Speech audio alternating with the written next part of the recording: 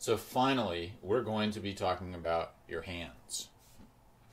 What I first want to talk about is what your hands have in common. Now, of course, your left hand and your right hand have very different jobs. Your left hand is sometimes called the workhorse because it just moves up and down the finger. It's doing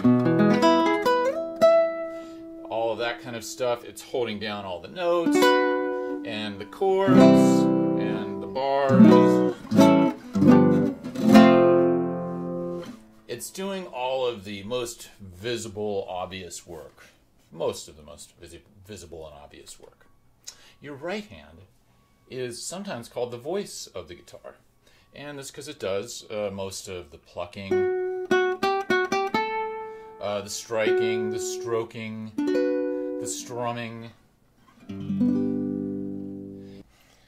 Your fingernails, how they're shaped and how you use them, are primarily responsible for the quality of your tone.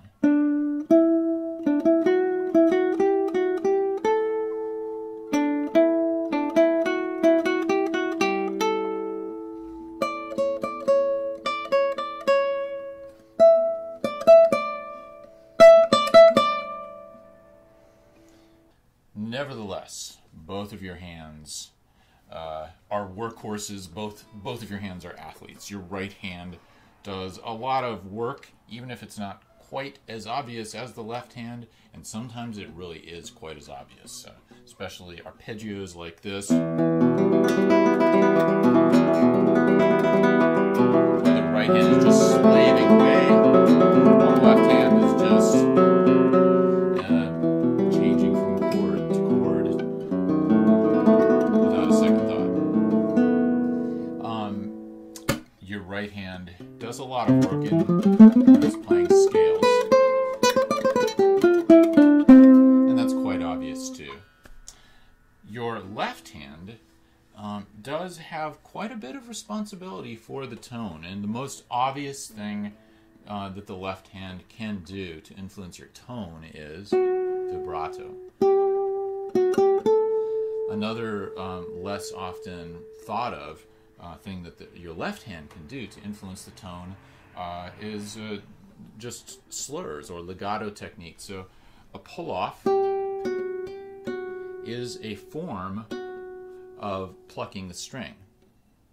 A hammer-on is a form of striking the string. And how you do either of those, either gently or carefully or just like really strongly, is going to influence the tone in a subtle and sometimes kind of an obvious or a really definite way.